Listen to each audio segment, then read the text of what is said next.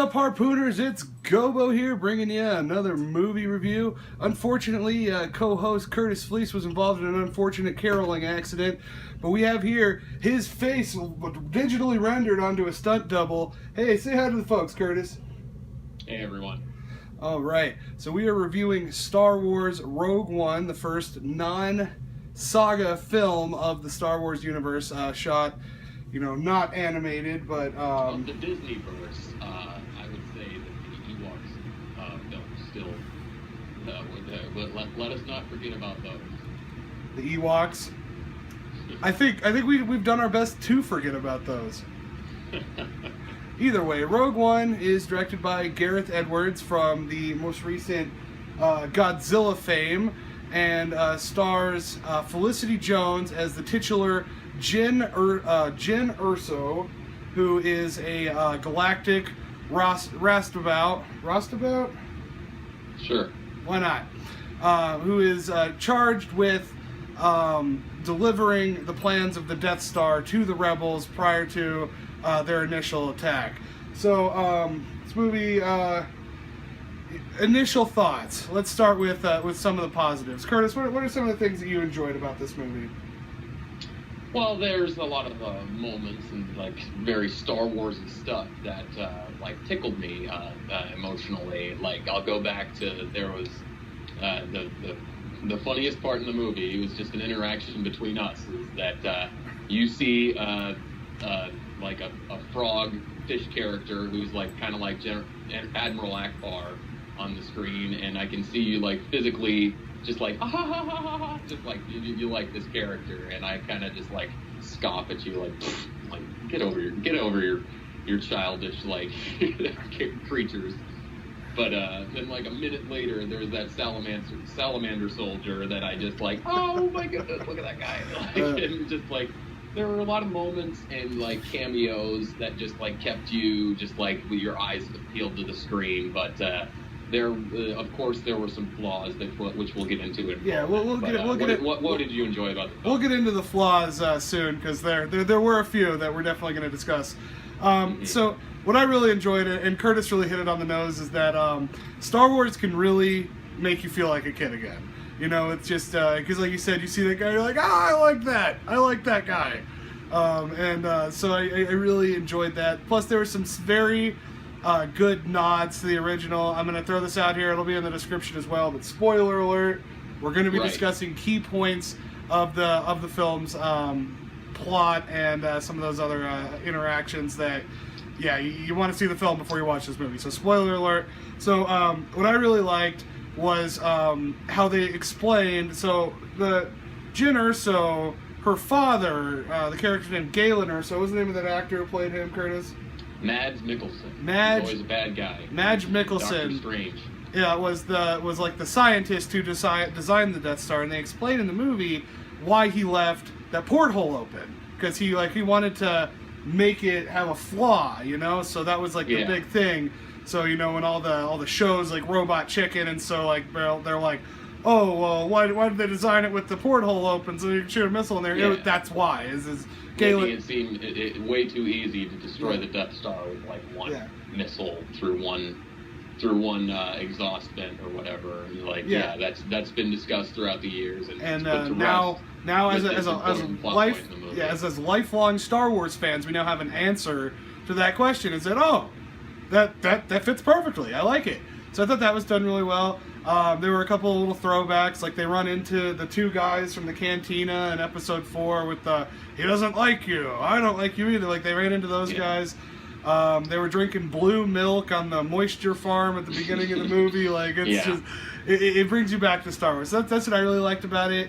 I don't know. There's one more positive I want to discuss, but I don't know. Was there anything else that you wanted to throw in there positive wise, Curtis? Well, format-wise for this movie, it reminds you right off the bat, this is not a saga film. There's no introductory text crawl. It opens on a flashback, which we don't get in Star Wars that often. Flashbacks are usually in visions, and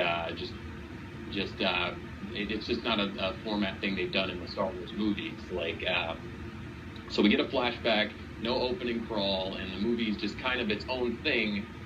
Just extra Star Wars, and like this is a flaw with the movie itself that I see is that it just gives me the impression of just Star Wars stuff. Like, here's extra Star Wars for everybody to enjoy. Like, 2 years between movies is like that long of a wait. But go ahead with your final positive. So probably, and I'm probably going to get a lot of, everybody's like, oh yeah, of course, that was your favorite part. But the Darth Vader, who's all of our favorite character, and he was, he's teased in the trailer, and we're like, how much of a role is Darth Vader going to play in this movie? Well, so once you've seen the film, you'll know at the very end, he bursts onto the rebel blockade ship, and there's a group of rebels there, and they're gonna like, oh no, it's Darth Vader, and they start shooting at him, and it was a great scene. Like, Vader just goes totally buck, kills them all, and he's such a badass, and it's just like, oh yes, like this is the Darth Vader I wanted to see, like that. So it was like a modern, grittier cut of the perfect villain. So I was glad that they did that. I'm glad they included that in the film, and I think that the film is for nothing else worth seeing because of that scene. So yeah, it's good. It's good that they didn't ruin Darth Vader. They did right by the character. They didn't make him look bad. They made him look imposing and menacing, and just the Vader that we all wanted to see and have been unable to see throughout the last four Star Wars movies. So it was a good callback, that just if we can transition into what we find flawed about the movie is that without all of the fan servicey stuff, all of the Vader scenes, anything involving like cameos, the first and second act of this movie are pretty much a bore. The third act really picks up and gets you back invested, but like a lot of the first and second act should build anticipation for that third act.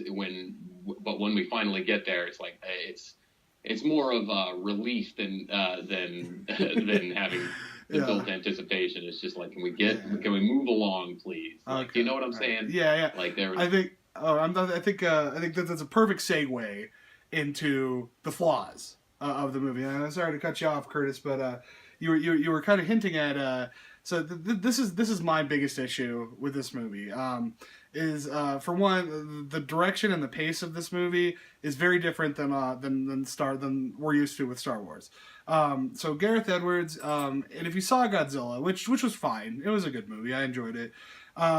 It was a lot of build up for very little payoff. And that's kind of how this movie was. It was like two characters, and we're talking, and then one blurb of super intense action, and then we're back to two people talking, and it's just like, and I think that works if they had a little bit better script, because that's what I noticed about this movie is I was like, the motivations of these characters is all over the place. Like it's just, it doesn't vibe really, so I don't know, you were talking about some of the issues with the characters, Curtis, weren't you?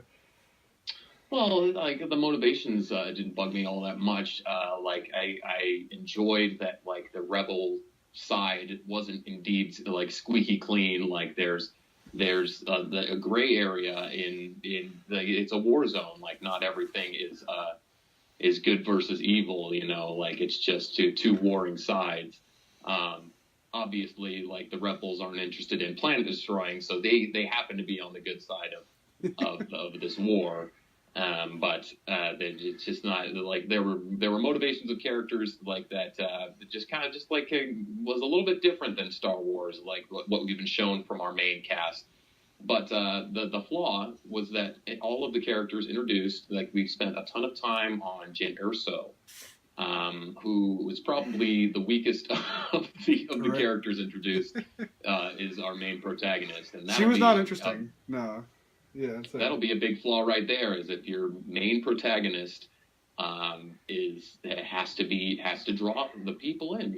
Like the last movie, like I was in love with Rey from start to finish. I was very interested. And we just get all of there's no mystery to Jin. Like we get all of what she's about right off the bat, and like we're more in the know than she is about what her journey is. Like we know that like whoever she's going to visit, like the rebels are trying to kill, like, and she's just along for the ride, like we are. So like the protagonist gets to be the surrogate character for the audience, and it just doesn't work this time around. Yeah. I think that that was a big issue, is that the characters were just and Curtis is talking about, like with the Force Awakens, like you love Rey, you love Finn, you love Poe Dameron, you love BB-8. Like they're such dynamic characters. They have so much personality, and they're on this quest together, and they mesh their differences. It's a very Star Wars narrative in Force Awakens. This movie had like none of that. The characters were kind of just like, oh hey, I'm this guy, I'm this girl, we gotta do this thing, all right, let's go do it. And just their interactions was like, you don't end up caring about the characters. I honestly, like, yeah, that's like you said, like Jyn Erso is the protagonist. She's the lead role in this movie, and I didn't care. I didn't like her. She wasn't a terribly likable character. Everything about her is spoon-fed to you. Like, it's a lot of exposition. Like when Han Solo's introduced in the first movie, like you aren't told very much about him, but you get a good idea of who he is just by looking at him. Yeah. Just by the way he talks, what he's talking about. Like that this guy is a smuggler, he's a scoundrel. And like this is a very interesting character, and just like and that's just like the little details in movies, and like that's where like Star Wars hit it on the mark, is that like all of the characters are interesting and worth delving into and expanding upon. Now with this movie, all of these characters are dispensable. They all die at the end. Yeah. It's big spoiler. Proof of what type of a sacrifice was made to get the plans for the original Death Star and get that thing blown up. Right. So, I think I mean it all just focuses back to it, is that these movies have heart. The Star Wars movies, the ones that we loved, the original trilogy, the Force Awakens. I don't like the the prequels. I think most of you probably agree with that sentiment. Some don't. It's fine. But Star Wars movies have to have heart. That was the absolute core of why people watch these movies. It's because you love these characters. Like, I mean, you'd be hard pressed to find somebody in the United States that you can't show a picture of Princess Leia or Darth Vader to, and they're like, oh, I don't know exactly who that is. And it's because we connect with those characters on a personal level, even though they're in an unreal, like a very fantasy world that they live in. So this movie, pacing problems aside, character problems aside, I mean, we're kind of switching back and forth with some of the positives. Like the graphics, the cinematography, the overall like just realm that they bring you into is gorgeous. Special effects were definitely top notch. It's visually striking. And that'll segue into my biggest problem with the movie that I'm dying to talk about. Oh, here we go. That is the inclusion of Grand Moff Tarkin, portrayed by a cartoon Peter Cushing, who has been dead for many years. Yes. And I was just so appalled at this decision. I was like, when they show him initially, we said, spoilers. You see how Tarkin is introduced in the movie. Like, you see him from the back of his head, and like you see kind of his reflection in the window, and he's talking, and I'm thinking, this is brilliant. Like, this should be it. And then he turns around, and of course they show a ton of Tarkin just by himself, nobody around him, just looking like a cartoon. Yeah, it is a CGI recreation. Not to say that like the special effects for this character and the rendering, the stop motion was all that bad. Like, it looked amazing, But being a person who knows that this person does not exist anymore, like, it's so distracting. And they did it twice. They did it with Leia at the end too. I was gonna say the person that's still alive is Carrie Fisher, but they had to make her look she looks younger. different. Yeah. So yeah, and that's Curtis hit it right on the nose. The digitally rendered Peter Cushing was a mess, and it looked great as far as like what you could have possibly done with it, but you knew it was fake, and the way his mouth moved and his face moved, you knew it wasn't genuine. A very good impersonation, like the way they voiced him, like the guy they got to do that.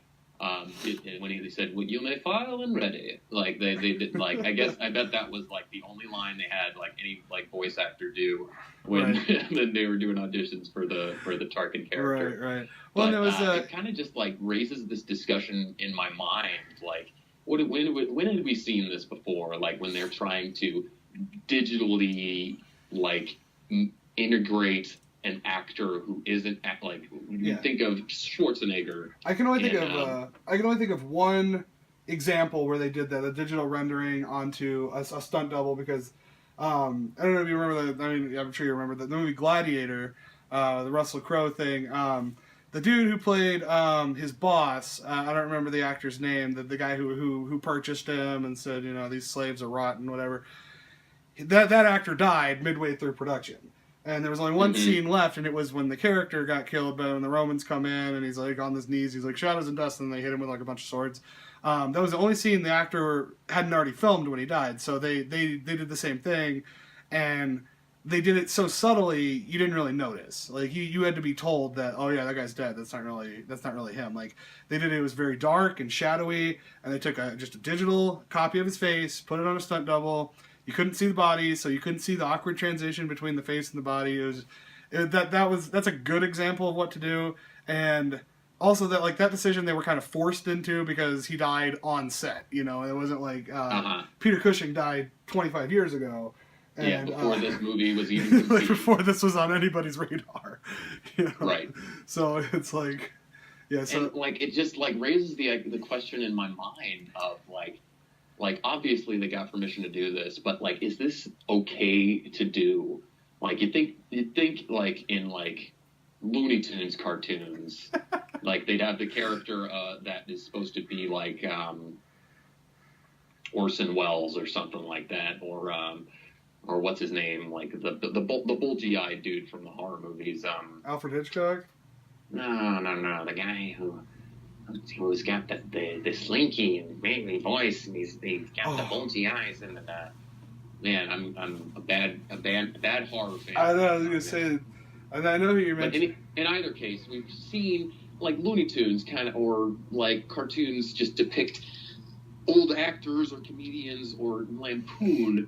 You know, that's satire. But like in this case, we are integrating a character who's necessary for the film. Like I don't think it was an unnecessary inclusion. Like having him there really added to it. But I feel like they just used him far too much, and it was just an odd choice just to have like a full blown character in the movie, like rather than like having Vader, who I'm thinking Vader was plugged into the film like post production, because they look at like what they've got from this film. they've got their CG rendered Peter Cushing, and they're like, this isn't gonna make a lot of money. Like this isn't all that good. So we got to plug Vader in there. They got one Vader with Krennic, you know, where he says, "Don't choke on your aspirations, director." That's a great Vader line. Yeah. And then of course the great scene at the end, like which just made it all worth it. Like that was just a good decision, just to like make people like not have a sour taste in their mouth of the movie. Yeah. But I'll tell you, there's one other thing, you know, aside from the digital rendering, which was a mess. It's a mess. I mean, it wasn't good. For all the technology, you still can't replace an actor that everybody knows what they look like, you know. But the thing that bothered me the most while watching the movie, like I just saw it and I was like, what, seriously? Was during the final attack on the shield ring that was keeping the plans stuck on that planet. They put in actual footage of the pilots from A New Hope when they're like, good shot, Jansen, and I can't shake him, just like little blurbs of this footage from 1977 where these pilots are just interacting with each other and stuff, and it's like they took some of that and just like shoehorned it into this movie. It did look really pretty out of place. Like neato, let's use this footage, and it was like all unused footage, right? It wasn't like recycled. It was stuff that you'd find on like the DVD extras and stuff. I feel like I'd have to watch the movies right next to each other to see. I mean, because they were really they were insignificant scenes for sure, but I just like watching that. I was just like, this is a new story.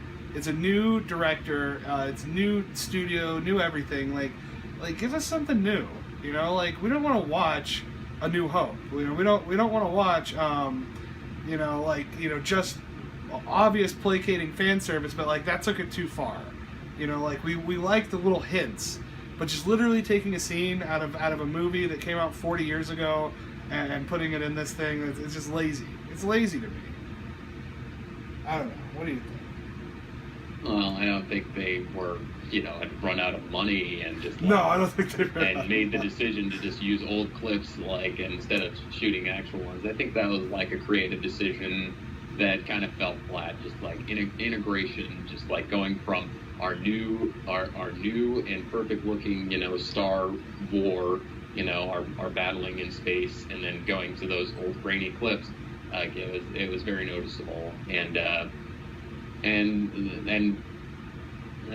overall, let's talk about overall. Okay, so walking out of this movie, I'm kind of conflicted. I'm loving that we're getting Star Wars every year, but do I love it?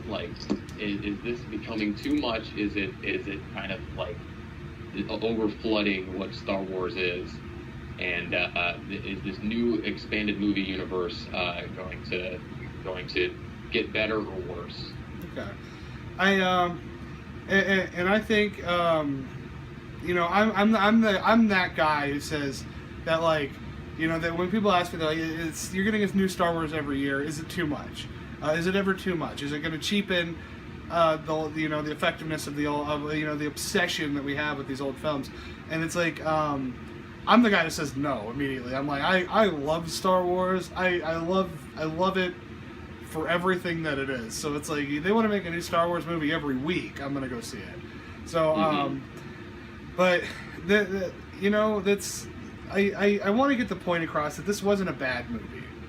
I can't. It just wasn't great. Yeah, and I think that if this was not part of the Star Wars universe, if this was a different story told about something else, but done in the same manner, I think that it could have been more effective. But I think that Star Wars movies are going to be held to a higher standard, and I think that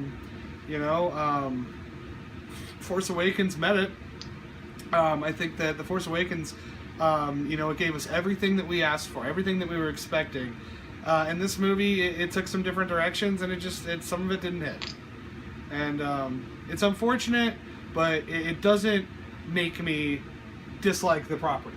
Not enough to drive me away. Not like the prequels, because I think a lot of older fans saw the prequels and they're like, yeah, I'm done. I can't do this anymore. And I don't get that feeling from this movie. Well, yeah, I wasn't blown away by the movie, but when I walked out, I wasn't upset. They were just discussion points, Yeah. And that's the great thing about Star Wars is that we can just discuss it forever. Yeah. and that's part of why they make all these movies for us to watch year by year. It's kind of unfortunate that they're giving themselves so little time to create a more competent product.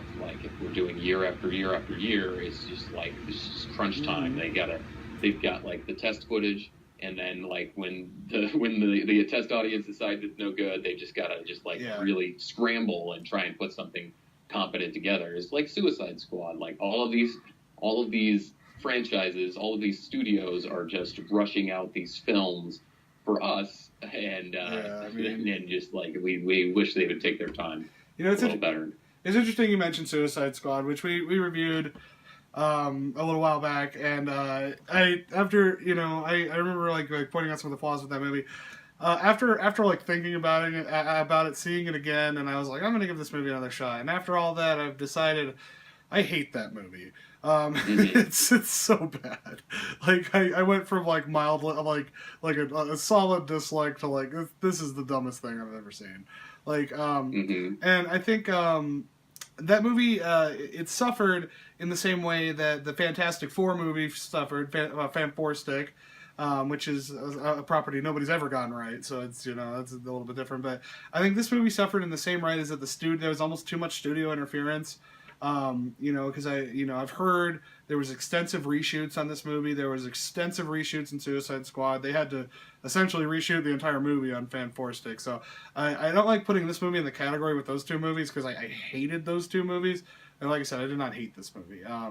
So I don't know. Overall, well, luckily, Star Wars is a property that is owned by Disney, and like they put a little more effort into their properties to just make us not like feel sick after we've watched their movies. So at least there's that. Like there's that little stamp, like that little Nintendo stamp of approval where it's like, okay, I'm not going to hate this. Like have you ever maybe Cars 2, like maybe like they just like flopped with like a few films like where it's just like, man, this sucks. Well, it's funny, I mean, those Pixar movies are such cash grabs, but it's like so many of them are so well done, so it's like you can't hate Disney. They have the money and the competency to put the right people in the right seats, and I think Force Awakens is the Avengers, Pixar. I know that they're a sordid history with Pixar, but like Disney's what's up. I mean, you call them an evil corporation, what have you, but I mean, you may give me a Star Wars movie every year. I'm not going to hate you for that. Not for very long, Right. Now, so like, let's conclude this. Let's conclude by: are we going to go back to this film? Year after year, is it necessary to watch when watching the saga of films, or are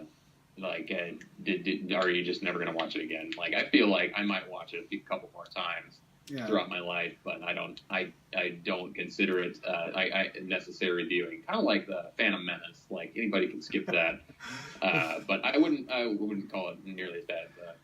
Phantom Menace, or even bad for that matter. I was going to say Phantom Menace.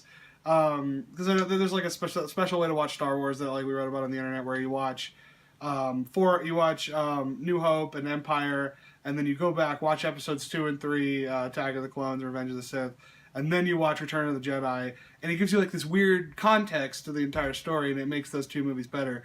And the unanimous decision is to skip Phantom Menace because there's nothing that happens in that movie that's important to the plot later. So yeah, we've got that popular watching format that's been introduced, but like now there's 2 more movies. Like if we think that Rogue One is good enough to be integrated, like where do we watch it? Do we watch it first, or do we watch it after 3, or do we watch it after the whole thing is done? I'm gonna have to think on that one, man. That's like a math equation right there. Like you gotta. Where does the emotional gravity of this movie sit? I can tell you, I'm going to watch this movie again. I'm gonna, I own all of the Star Wars movies on Blu-ray, and if you follow us on Instagram, you know that I collect the Steelbook Blu-rays. I'm gonna get the Steelbook of this movie. I'm gonna watch it. I'm gonna enjoy it. I'm gonna show my friends. I'm gonna promote this movie because it is part of Star Wars. And like I said, it's not terrible. 10 years down the line, though, am I going to dust this off of the Blu-ray shelf and pop it in because I have a sudden inkling to watch it? Probably not. I know that Force Awakens has only been out for a year, but I mean, if that movie's on HBO or whatever, I'll stop and watch it. Doesn't matter, Like it has integrated itself into the trilogy. Like I can jump into that movie immediately and know what's going on and what I like about it, and what scenes I like, what scenes I like less. Like The Force Awakens gravitates with me like the original series. I don't think this one will. So that's I guess that's a very convoluted answer to that question, but yeah, what the legacy of Rogue One? What is it going to be? And since there are going to be more side movies without the text crawl, they're formatted differently than Star Wars, just as extra stuff, and it'll be just that. Like, there's not that much to complain about, being that this is just like, this is built as extra stuff. Like, if you are interested in the story of what Rogue One is, it's there for you. It's good that it exists, and because it did have that important part where Galen Erso built the trap in the Death Star. Yeah. And that's just the Empire's fault. Like, in the flashback, they find this guy hiding from the Empire and hires him reluctantly against his own will. Yeah, right. They're like, all right, build this world destroyer for us, and you better do a good job. You better not mess up. Yeah. Why don't you get an architect who's completely on board and won't screw you? Somebody who comes in for the interview, give me a break. Yeah, like Empire. I like the Empire a whole lot. No, they had to indenture a scientist.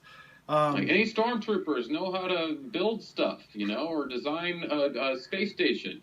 Somebody raises their hand, you got the job. Right. Anyways, so all right. Well, I think we'll probably wrap on that point. Thank you so much for watching. Also, we want to congratulate our good friend and fan harpooner AJ Ayala for winning our Star Wars Christmas giveaway. He joined us on our outing to the premiere. Great guy. AJ, thanks for watching. Thanks for playing. Everyone who didn't AJ, win. Thank you for watching. It's great to meet you at the movie. Yeah. So, and everybody else, we want to do things like this in the future. So, we're going to be doing contests and things like that, giveaways. Hang out, watch the content, support us the best you can. Like, share, subscribe, all the standard YouTube. Once again, Harpooners, thanks again for watching, and check us out. Hopefully we're coming to a con near you. Follow us on social media, and Force be with you. Yeah, thanks for watching us have a discussion on Star Wars, which we could talk about for days, upon hours, upon years, and we're going to try and talk about it again next year, and we'll have some good content for you to round out the year. So thanks for watching. Yeah, thanks for watching. Han shot first.